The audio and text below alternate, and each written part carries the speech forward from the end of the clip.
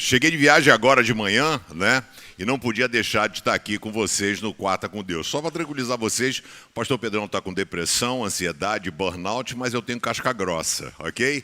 Então, só para tranquilizar vocês, não sou melancólico, então não sofro, fico, zero, ok? Então, assim, porque tô, né? Mas a gente leva a vida, né? Porque veio acontecendo as coisas com a Marisa, né? Minha sucessão, dengue, aí infecção urinária, aí o tumor cresceu, então, assim, aí exige muito, né? E a gente força a máquina. A Ferrari, que é um carrão de Fórmula 1, se forçar, explode o motor, né? Então, a gente tem como dar essa dosada aí, que é o que a gente tem feito. Quem leu a carta de Paulo a 2 Coríntios, levanta a mão bem alto. Olha aí, maravilha. Está diminuindo o número de pessoas que estão lendo, hein? Não dá mole, não. Lê a carta, porque vai ajudar muito no seu entendimento e conhecimento para você entender. Bom, a gente está no Novo Testamento, estamos estudando as cartas paulinas. Estamos estudando, né, não as cartas paulinas, né? Está caindo nessa sequência.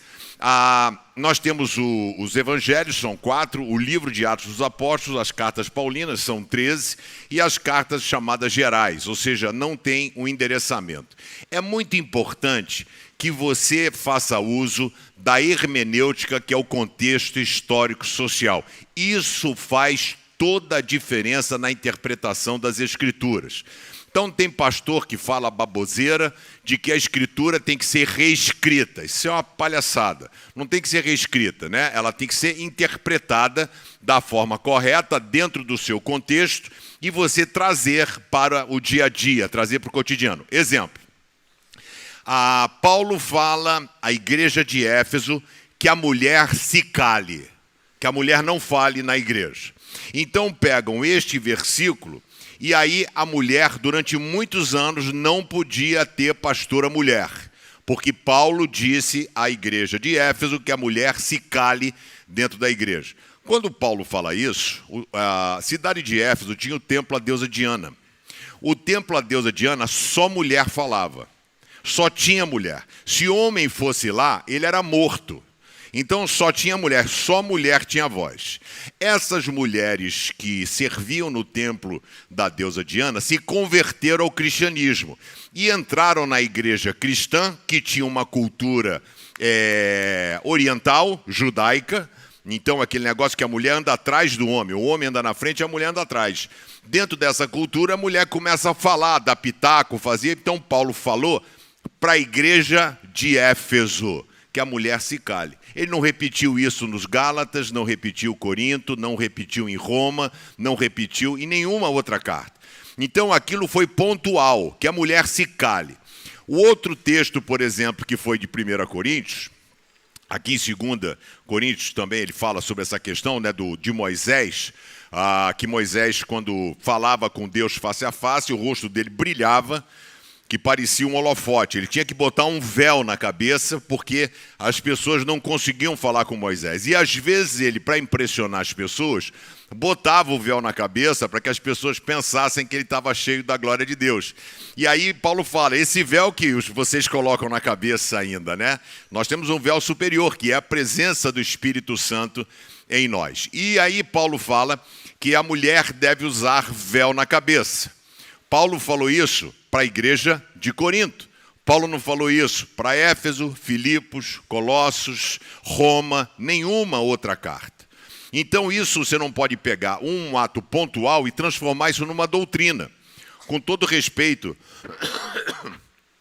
há várias igrejas que existem hoje, tem a Congregação Cristã do Brasil, homem senta de um lado, mulher senta do outro. Não tenho nada contra, gente, absolutamente nada contra. Paulo diz, o que importa é que o nome de Cristo seja pregado. Não tenho nada contra igreja nenhuma, ok? Então, assim, na interpretação que eles deram, então senta o homem do lado de cá, a mulher, e a mulher usa um véu na cabeça.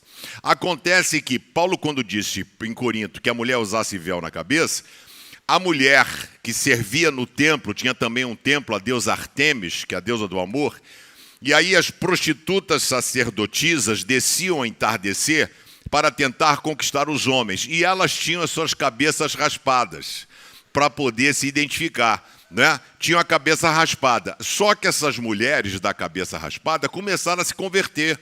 e começaram a vir para a igreja. E aí você que é mulher ciumenta, quem é mulher ciumenta aí, levanta a mão. Pode levantar, deixa de ser mentirosa. Para um carro do lado, a gente vai olhar o que é, né? Olhou. Se é um brucutu, não fala nada. Se é uma mulher bonita, a gente olhou e fala assim, gostou? Gostou? Não é assim que vocês fazem? Então, E aí, o que acontece? Chega uma mulher dessa careca, toda botocuda, cheia de negócio de silicone, vai e senta do lado do teu marido. Aí você fala, pô, qual é dessa mulher que sentando aí do teu lado, tá essa qualquer aí? Então, Paulo falou, botem véu, todas. Então, você não vai identificar quem foi prostituta e quem não é. Simples assim. Então, foi uma palavra na igreja de Corinto. Então, a pessoa pinça esse versículo e diz, para todo sempre, a mulher tem que usar véu na cabeça. Isso é uma interpretação horrorosa das Escrituras. Aliás, vai o meu alerta e o meu cuidado. Cuidado com o que você ouve. Tem muito pastor bom falando muita batatada. Ok? Muita coisa que não tem nada a ver e às vezes confunde mais do que ajuda. Então, seja bem seletivo e criterioso nos pastores que você vai ouvir. O apóstolo Paulo, nessa carta de 2 Coríntios, ele fez 3 viagens missionárias que nós temos registradas. Paulo, quem leu 2 Coríntios, ele fala do seu flagelo. O pastor Juninho citou isso no domingo, né? Ou seja, ele falou assim, foi açoitado 4 vezes pelos judeus, pelos romanos, apanhei de porrete, fui apedrejado, naufraguei 3 vezes, ele não cita a 4ª, porque foi depois que ele escreve a carta ao Corinto, quando ele está indo para Roma. Então, Paulo, nessas suas 3 viagens missionárias, só para você entender, né? Aqui fica, Israel fica aqui embaixo, né? Onde está aqui a Palestina. Aqui você vem a Turquia, né? Aqui são as igrejas da Ásia, né? No caso Éfeso, Esmirna, as igrejas do Apocalipse, Sardes, e aqui fica a região da Galácia. E Paulo, então, veio aqui a Macedônia, que era a Grécia. Então, Paulo veio aqui na Grécia e ele prega a palavra aqui. Então, é o primeiro momento que vai para a Europa. E a cidade de Corinto ficava aqui próximo a Atenas, né? Isso está registrado em 1 Coríntios 18, o apóstolo Paulo foi lá. Então, na sua segunda viagem missionária, Paulo fundou as igrejas pelas quais ele escreve. Paulo fundou a igreja de Filipos, a igreja de Tessalônica, a igreja de Corinto, a igreja de Éfeso. Ele fundou. Não fundou a de Roma, não fundou a de Colossos. Ok? Já tinha outra pessoa lá. Mas fruto das suas viagens missionárias. Qual era a estratégia? Paulo chegava, ele ia... Desculpa. Ele ia, geralmente o pessoal ficava na margem do rio, chamado Ágora. Ágora era um local público onde as pessoas debatiam os seus pensamentos, os estoicos, os filósofos epicureus, ficavam ali trocando uma ideia. Ele ia para esses lugares e também para a sinagoga. Ele chegava na sinagoga, por ser um rabino conhecido, a palavra lhe era franqueada, ele pegava o Antigo Testamento e pensava trazendo para Jesus Cristo. Então ele veio na sua segunda viagem missionária, está aqui, ele veio, passou aqui os crentes de Bereia, Tessalônica, Corinto, a igreja de Éfeso, aonde ele plantou. Ele vai na sua segunda viagem missionária, passa de novo aqui em Corinto. Paulo foi para Corinto 3 vezes. Paulo esteve em Corinto, ele cita nas suas cartas. Paulo também cita que ele escreveu 4 cartas para Corinto. Ele fala na outra carta, na primeira. E depois ele fala sobre outra carta que ele está mandando para a igreja de Corinto. Então, qual era o sentido do apóstolo Paulo quando escrevia uma carta? Nós, na CB Rio, estamos tendo um problema.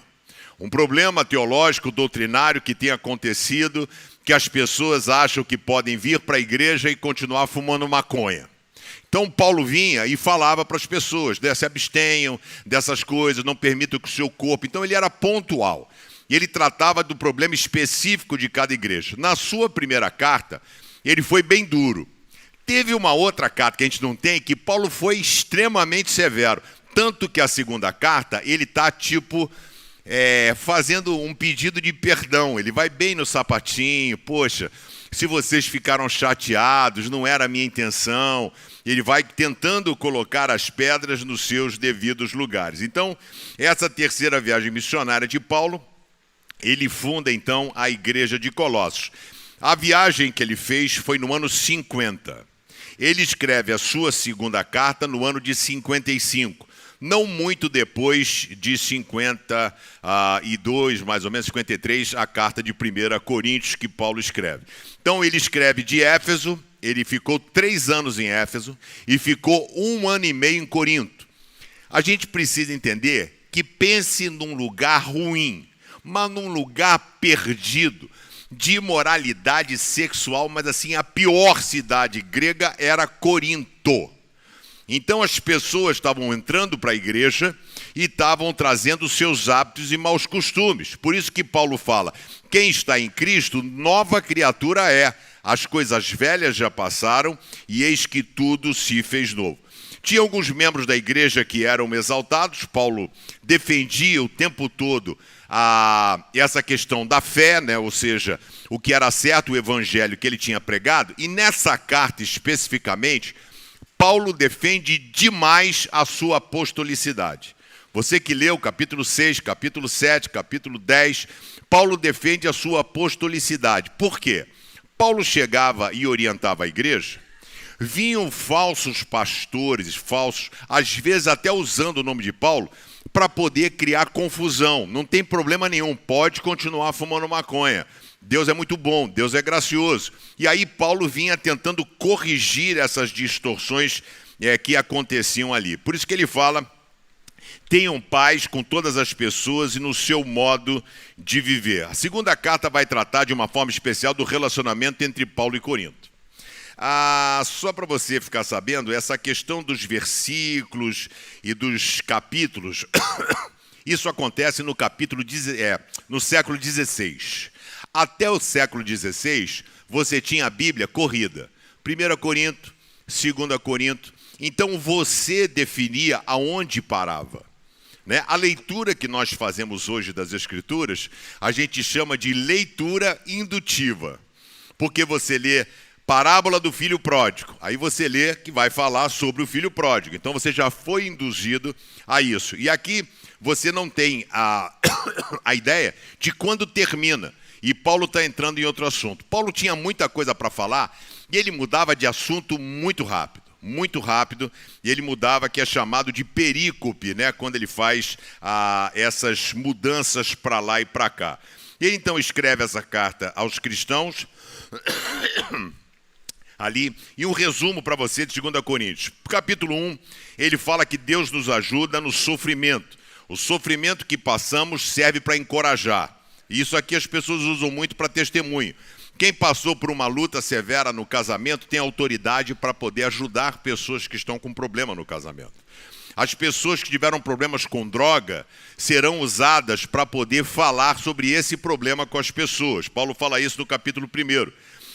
Paulo fala também que ele mudou de plano, né? E fala que, 2 Coríntios 1:22, como dono ele pôs a sua marca em nós e colocou no nosso coração o Espírito Santo, que é a garantia das coisas que ele guarda para nós. Capítulo 2 ele coloca pano quente. No capítulo 2 ele fala sobre perdão, ele fala sobre as vitórias em Cristo, como um perfume que se espalha por todos os lugares. Somos usados por Deus para que Cristo seja conhecido por todas as pessoas. Naquela época era assim, as pessoas falavam daquilo que elas tinham vivido, daquilo que elas tinham visto e aquilo que Jesus tinha feito na vida deles. A gente precisa, cada vez mais, colocar a nossa vida nas mãos de Deus, mas a gente tem dificuldade para interpretar aquilo que é vontade de Deus ou não. Teve o avião que caiu agora, né? Recentemente, aí tem a história do cara que ia embarcar, que o pai falou com ele para não ir, não foi. Eu passei uma situação similar com essa. Que eu fui a São Paulo, levei a família, né, a Marisa e as crianças, Juninho, Karine e Naná. Aí fomos para São Paulo, eu tinha que voltar para o Rio de Janeiro. Então deixei o carro com eles, eu ia voltar de avião e depois voltava para São Paulo. O Juninho estava jogando bola e eu cheguei ali para me despedir deles, me despedir das meninas. Tchau, tchau, tchau, tchau, tchau. O Juninho veio, parou, olhou nos meus olhos, pegou na minha bochecha e disse: pai, aconteça o que acontecer, eu nunca vou me esquecer de você. Eu falei: vou morrer. O avião vai cair, certo. Tipo assim, papo de doido, como é que o cara chega, pega na minha cara, olha no fundo dos meus olhos e diz: pai, eu nunca vou me esquecer de você. Tipo assim, eu falei: cara, vai cair o avião. Então eu fui tenso para o aeroporto. A Marisa dirigindo, não consegui nem me despedir direito. E aí fui naquela época, tinha uma companhia aérea chamada VASP, que já estava sofrendo, né? Aí eu fui pegar a VASP. Tô lá no aeroporto, o cara fala assim: senhores passageiros com destino ao Rio de Janeiro, queremos informar que tivemos um problema na aeronave que chegou e então nós vamos mudar o portão de embarque, vocês vão embarcar numa outra aeronave no portão 12. Aí eu falei, pronto, ó Deus falando. O Juninho pegou na minha bochecha, disse, pai, não vou me esquecer de você. Aí eu fui andando para lá e tô tenso, porque o que é vontade de Deus ou não? Como é que um pai fala pro filho não vai nesse voo e o cara não vai e vive, né? E eu tô lá. E eu falo, cara, o Juninho pegou na minha bochecha, né? Tô aqui, pá, aí fala assim, ó. Queremos informar, senhores passageiros, que a aeronave foi consertada. Então vocês podem voltar pro portão. Aí eu volto pro portão e fico parecendo um louco dentro na coisa. O pessoal entrando e eu parado. Eu digo, vou ou não vou? Aí eu falei assim, cara, não vou. Aí eu já estava vendo eu dando entrevista, Jornal Nacional, RJTV. Não fui, meu filho pegou na minha bochecha, disse, pai, nunca vou te esquecer, né? Eu falei assim, já estava tudo já ensaiado. Eu falei, cara, vou ou não vou, isso é de Deus, isso é da minha cabeça. Juninho, eu falei, cara, eu vou, eu preciso ir. Aí entrei ali no avião, como qualquer um de vocês, e fui, o Senhor é o meu pastor, nada, mas nada mesmo me faltará. Cheguei, tô aqui, o avião não caiu, né? Então a gente tem que ter cuidado, porque a gente muitas vezes é levado por coisas da vida e a gente acaba confundindo e ficando confuso com as coisas da vida. Paulo vai falar sobre o brilho provisório de Moisés. Falou assim, Moisés, o rosto dele brilhava quando ele falava a Deus. Aquilo era provisório, acabava. O que vocês têm hoje é um brilho eterno, que é a presença do Espírito Santo de Deus na sua vida. Não é lindo, gente? Ele dizendo assim, e não precisa nem cobrir a cabeça, as pessoas precisam ver isso na sua vida, né?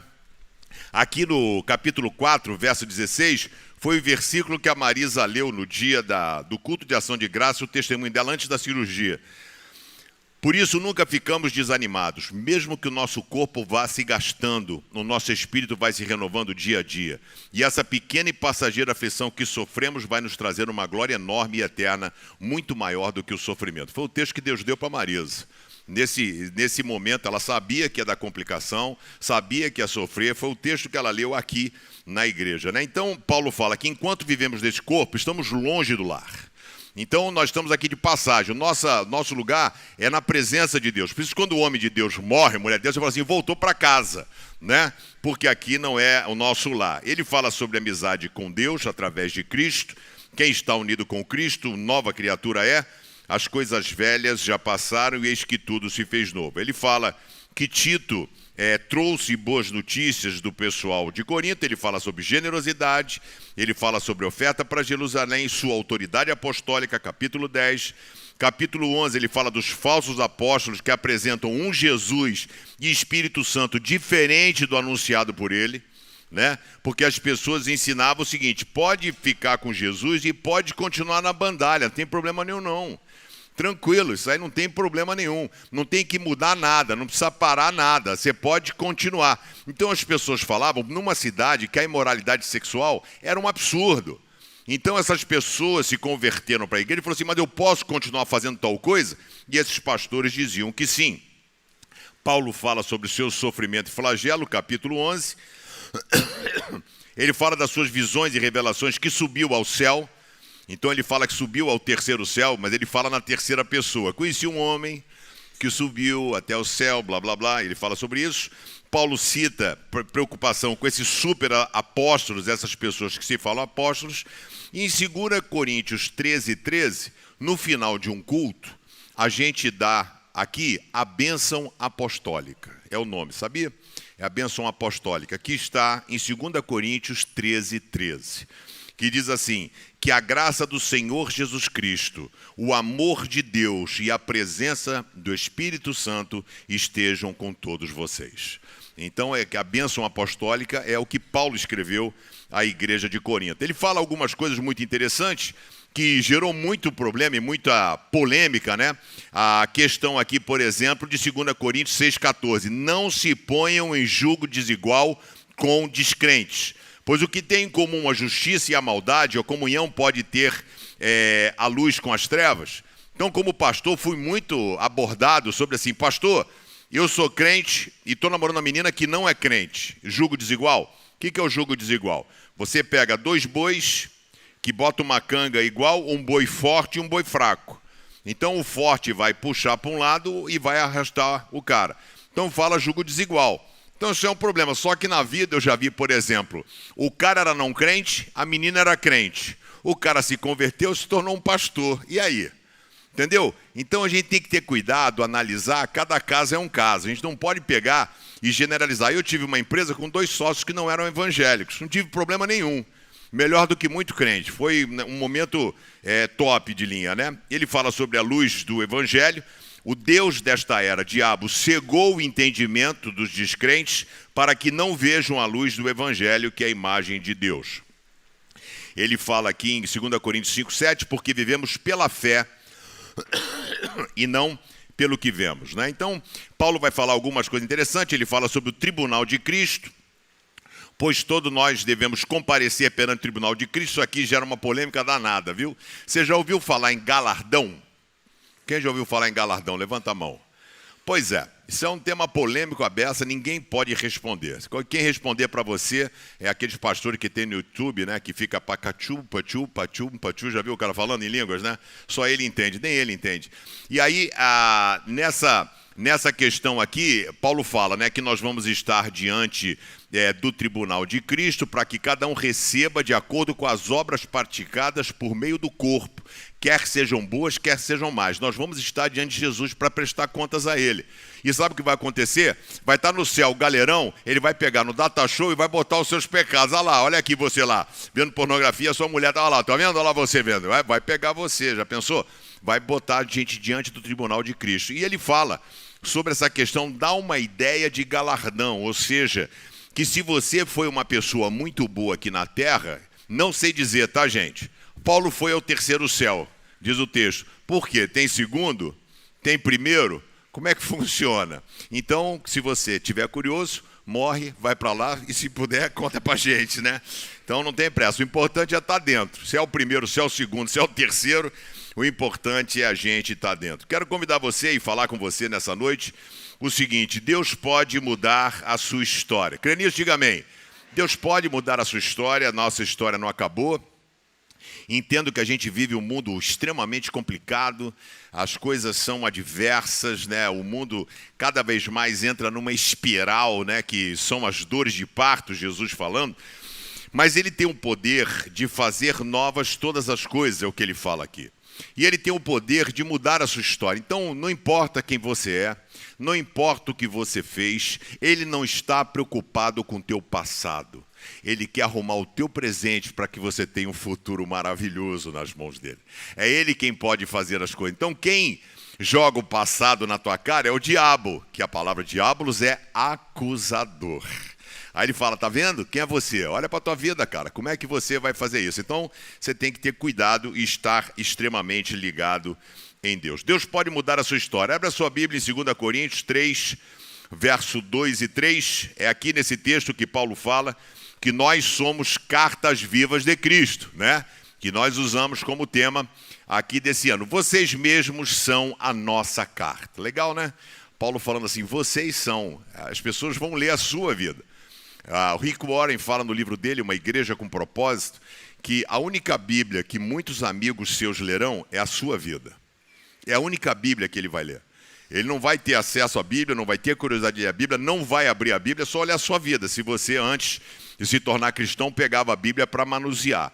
Então ele fala, vocês são cartas vivas. Aqui, ó. Vocês mesmos são a nossa carta escrita no nosso coração para ser conhecida e lida por todos. Sim, é claro que vocês são uma carta escrita pelo próprio Cristo e entregue por nós. Ela não foi escrita com tinta, mas com o Espírito do Deus vivo. Ela não está gravada em placas de pedra, mas em corações humanos. Legal, porque Paulo está falando isso para a galera que estava acostumada com os 10 mandamentos, e ele está dizendo aqui, né? Ou seja, vós sois cartas vivas, e escrita não em tábua, pedra, mas escrita no teu coração pelo Espírito Santo de Deus. Que responsa, hein?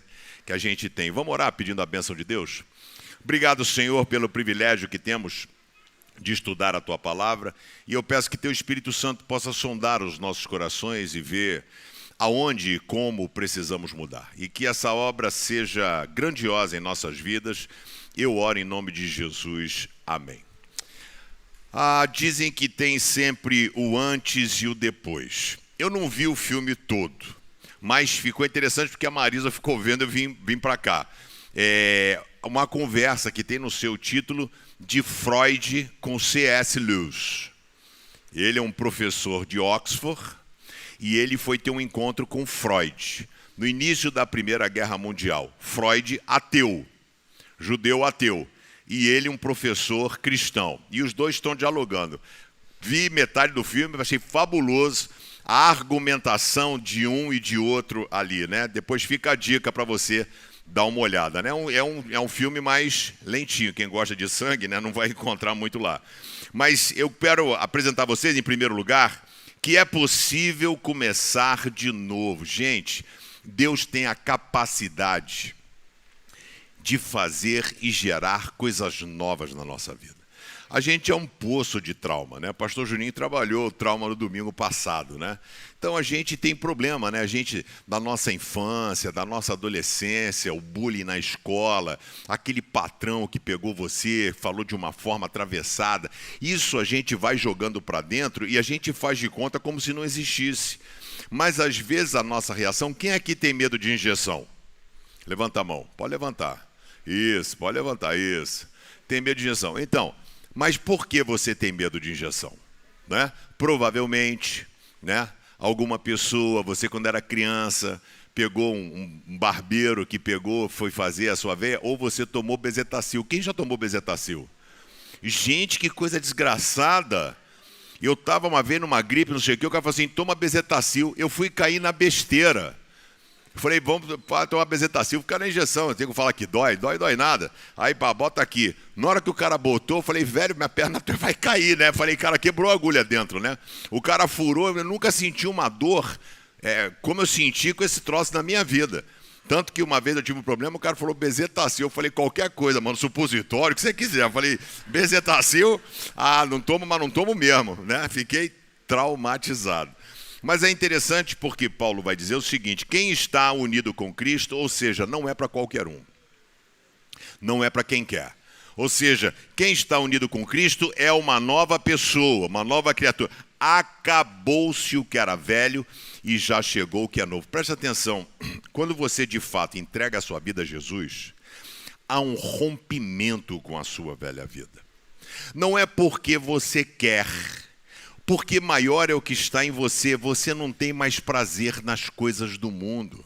Você perde a alegria por isso. Aquilo que te fascinava não fascina mais. É esse o poder do Espírito Santo de Deus na nossa vida. E é o que Paulo está falando.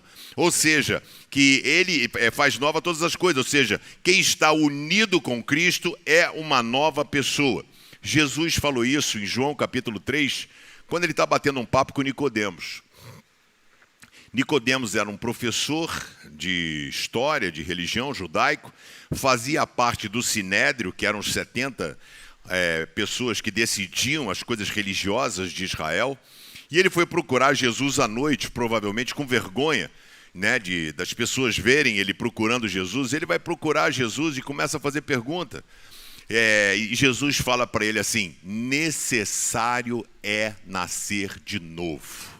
O que é nascido da carne é da carne, o que é nascido do Espírito é do Espírito. Mas ele não entende, e de forma literal, ele fala, como poderia eu voltar para o ventre da minha mãe?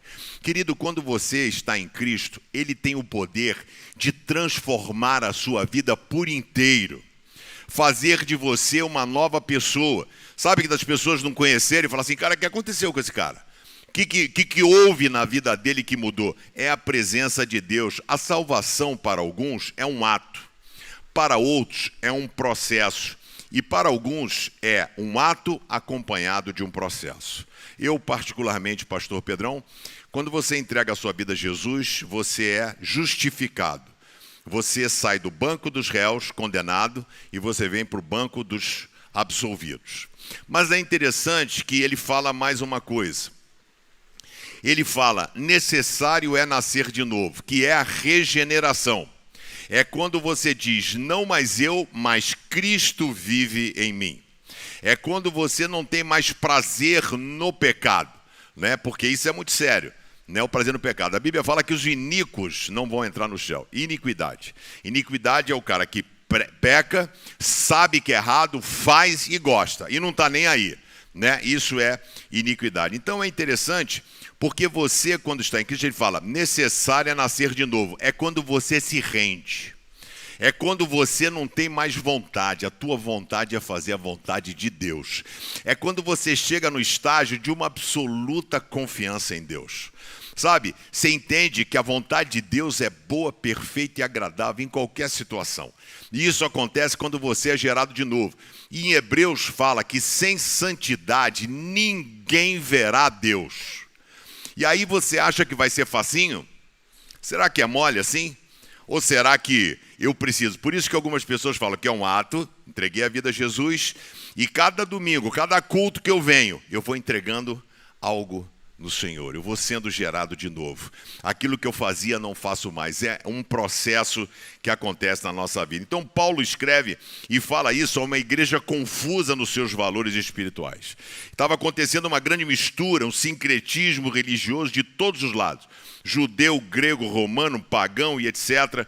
E Paulo fala, só existe uma forma, é quando a pessoa dá espaço para Jesus Cristo tomar conta da sua vida. Deixa eu perguntar para você, olha para mim, qual é o lugar que Jesus ocupa na sua vida?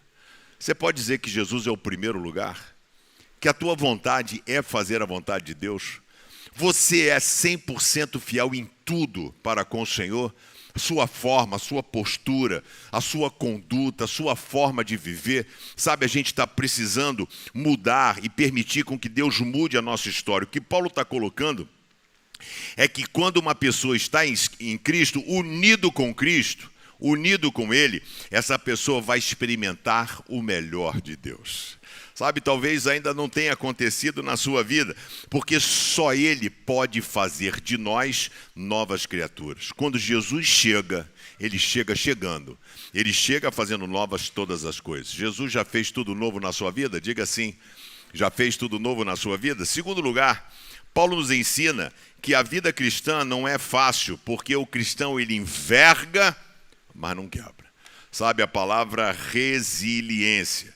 E ele utiliza com muita sabedoria um texto que ele fala o seguinte, porém, 2 Coríntios 4, 7 a 9, porém, nós que temos esse tesouro espiritual, ou seja, a presença de Deus na nossa vida, aquele que falou com Moisés e Moisés brilhava, nós que temos esse tesouro espiritual somos como potes de barro, para que fique claro que o poder supremo pertence a Deus e não a nós. Não é você, é Deus. Não é você, sempre foi Deus. É bem-sucedido, foi Deus. Deus sempre agiu na sua vida. E diz aqui, muitas vezes ficamos aflitos, mas não somos derrotados. Algumas vezes ficamos em dúvida, mas nunca ficamos desesperados. Temos muitos inimigos, mas nunca nos falta um amigo. Às vezes somos gravemente feridos, mas não somos destruídos. É um espetáculo esse texto de Paulo, né, gente? Vou ler de novo aqui, né? Nós que temos esse tesouro espiritual somos como pote de barro, para que fique claro que o poder supremo pertence a Deus e não a nós. Não é você que vai conseguir ter paz no meio do caos. Não é você quem vai fazer a sua história. E ele fala, muitas vezes ficamos aflitos. Sabe, você fica ali numa situação, fala, cara, que vai, mas não somos derrotados. Ficamos em dúvida, mas nunca ficamos desesperados. Temos muitos inimigos, mas nunca nos falta um amigo. Às vezes somos gravemente feridos, mas não ficamos fora de combate. Sabe, Paulo vai falar do poder, da relevância e da diferença de Deus, entre Deus e nós. Tesouro espiritual em potes de barro, mostrando a nossa humanidade, a nossa pequenez, a nossa fragilidade. Porque quem pode mudar a sua história é Deus. Quem pode reverter a sua situação é Deus. Quem pode reescrever a sua história é Deus. Quem pode mudar a sua história é Deus. Simples assim. Não é você quem vai fazer, é Deus quem faz. Sabe, a gente fica com dúvida, mas nunca desesperado. Gravemente ferido, mas nunca destruído. Quando somos transformados pelo poder de Jesus, levamos as pedradas da vida, elas nos machucam, mas não nos travam. Apóstolo Paulo vai falar, dizendo, trago no meu corpo as marcas de Cristo. E quando ele fala isso, eu imagino Paulo levantando a camisa. Não vou fazer esse troço aqui, né? Mas Paulo levantando a camisa e mostrando. Falou assim, aqui, ó. Por isso que ele fala, 5 vezes levei porretada de judeu, fui açoitado pelos romanos, sofri naufrágio, fui apedrejado. E as marcas. Ele pega e fala, essas são as marcas que eu trago de Cristo na minha vida, sabe? A gente vive uma vida hoje, de moleza, né? Quer dizer, a gente não tem essa dificuldade, né, que tem as pessoas para poder pregar o evangelho. Eu conheci um missionário, Miguel Zuga, é o nome fictício.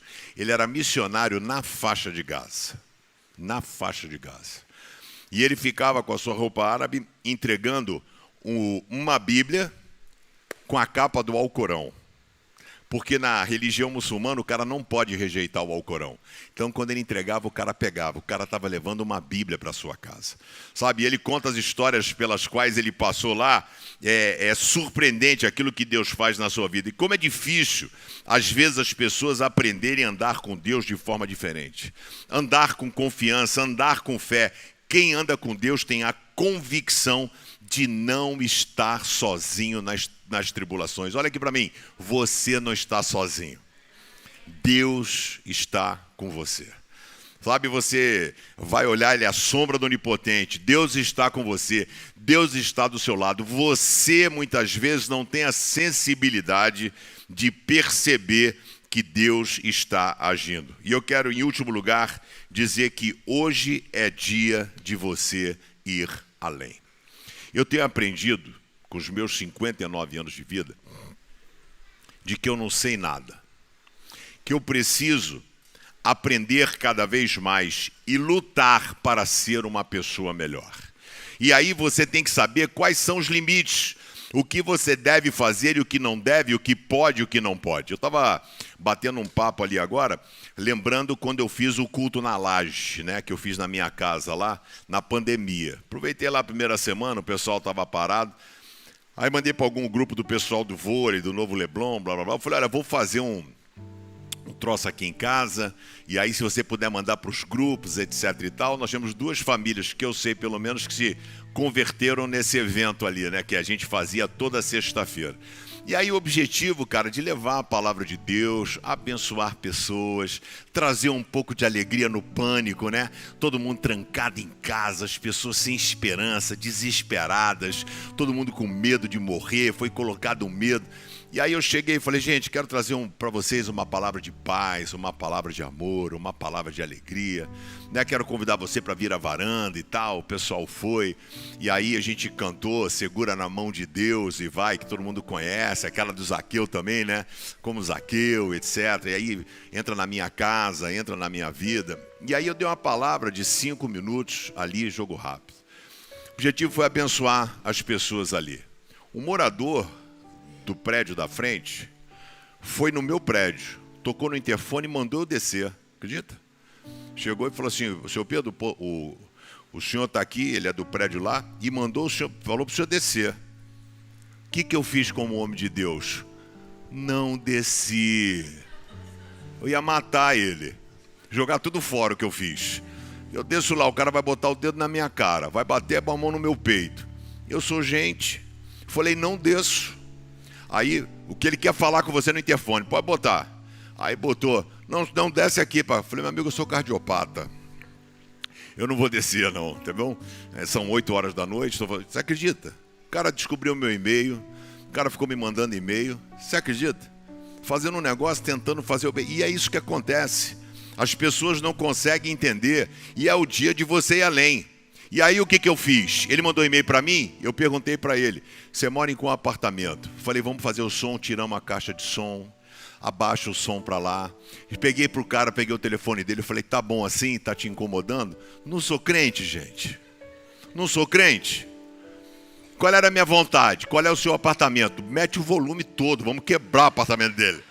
Isso é a minha vontade, entendeu? O Pedrão é isso. Acabou de detonar, liga todo o volume, explodiu o negócio do cara, né? Mas o Deus que eu sirvo, que mudou a minha vida, me impôs limite.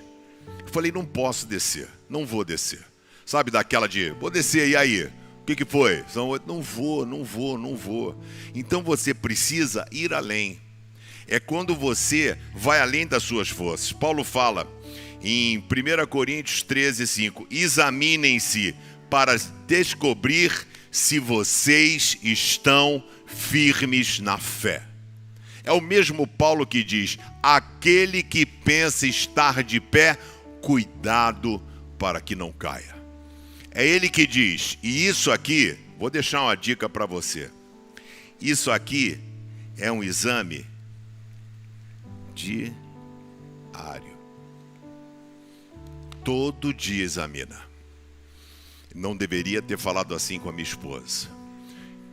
Peça perdão. É a maior virtude de uma pessoa pedir perdão. Eu sei que o mundo ensina que perdão é para otário, né? Tem que sempre ser o dono da verdade. Mas perceba aonde você se excedeu, aonde você errou e vá além. Um dos grandes problemas das pessoas é acharem que não tem pecado relevante. Todo pecado não é contra a pessoa. Eu pequei contra você. Não pequei contra você. Eu magoei você. Todo pecado é contra Deus. Você mentiu, é com Deus que você enganou. Você fez, é contra Deus. Todo pecado é contra Deus. Foi o que José fez. Quando a mulher de Potifar veio para cima dele, depois ele foge e diz, como poderia eu pecar contra o meu Deus? Paulo nos desafia a sempre olharmos para a nossa vida com sentido de examinar a minha conduta, a minha postura, a minha fidelidade. O problema é achar que está firme na fé sem estar. E eu queria convidar você a fazer um exame agora da sua vida. Feche seus olhos, abaixe a sua cabeça. Queria orar com você. Queria orar com você, queria orar por você, você que está com a gente no online, você que está aqui agora no presencial. Queria muito orar pela sua vida. E eu quero fazer para você 2 convites. Eu quero encorajar você que está em casa e você que está aqui. Hoje é dia de você ir além. E ir além é quando você tem a coragem de colocar a sua vida e entregar a sua vida nas mãos de Deus. Ele está aqui hoje disposto a mudar a sua história. Ele está aqui hoje disposto a fazer de você uma nova criatura. Ele tem o poder de apagar as coisas que passaram. E eu quero convidar você que está em casa agora no online assistindo. Se você pela primeira vez quer entregar a sua vida a Jesus, escreva, eu aceito. Quero muito orar pela sua vida. Se existir alguém aqui nesse auditório hoje que gostaria de entregar a sua vida a Jesus pela primeira vez, levanta a sua mão, sinaliza, faz assim para mim. Eu quero muito orar por você em nome de Jesus. Levante a sua mão e você estará dizendo sim. Eu quero entregar a minha vida a Jesus. Eu confio. Eu quero experimentar aquilo que Ele pode realizar na minha vida. É você quem diz sim, é você quem diz não. Jesus é o caminho, a verdade, a vida. Deus abençoe a Alessandra, Eudes, Marcos, Eduardo, lá na galeria. Tem alguém? Levante sua mão bem alto. Eu quero orar por você em nome de Jesus. Você está aqui, não é por acaso. Deus tem um plano, Deus tem um propósito para a sua vida. Ele quer te levar além. Você quer ir além? Só existe um caminho e nenhum outro a salvação. O nome dele é Jesus de Nazaré. Ele está aqui. Deus abençoe o Bruno, Juliana, Jussara, galera no online. Existe alguém aqui nessa noite? E eu quero convidar você que está aqui hoje, que tem coragem de examinar a sua vida. E você hoje consegue olhar para dentro de si e dizer o que Paulo disse, miserável homem que sou. O bem que eu preciso, às vezes eu não consigo. O mal que eu não quero, quando eu vejo, eu fiz. Deus vai ajudar você a reverter essa situação. Quero convidar você a ir além das suas expectativas. Se deseja para a sua vida, fique em pé no seu lugar. Eu quero orar por você. Deus abençoe o Edson, o Rian. Coloque a mão sobre o seu coração. Deus tem um plano para você, Deus tem um propósito para a sua vida. Você não é um acidente, você não é um fruto do acaso. Deus tem um propósito para a sua vida, Deus tem um plano para você. E Ele tem a capacidade de escrever uma nova história na sua vida. Deus abençoe a Gabriela.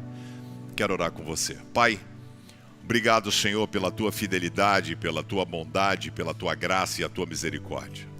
Peço a Deus, em nome de Jesus, que nós tenhamos a coragem de sermos examinados por Ti. E fazemos da nossa oração o salmo que diz: sonda o meu coração e vê se há em mim algum caminho mau que eu não esteja percebendo, Senhor. Talvez eu, na minha inocência, imprudência, estou achando que está tudo bem quando está tudo mal. Por isso que eu peço que o Espírito Santo que está em nós possa mudar a nossa história. Ajuda-nos, Senhor, a ir muito mais além. Abençoe a vida de cada pessoa e cada família aqui relacionada. Que a graça e a paz do nosso Senhor e Salvador Jesus Cristo, o amor maravilhoso de Deus Pai, a comunhão, a consolação, a alegria, o poder, a presença do Espírito Santo de Deus seja derramado sobre você, sobre a sua casa, sua vida, sua família, sobre esta igreja de Jesus chamada CB Rio, sobre todo o povo de Deus espalhado sobre a face da terra hoje e para todo sempre. Amém e amém. Que Deus abençoe a sua vida. Vá na paz. Quarta-feira que vem estamos aí, Romanos. Valeu? Não deixe de ler. Espetáculo.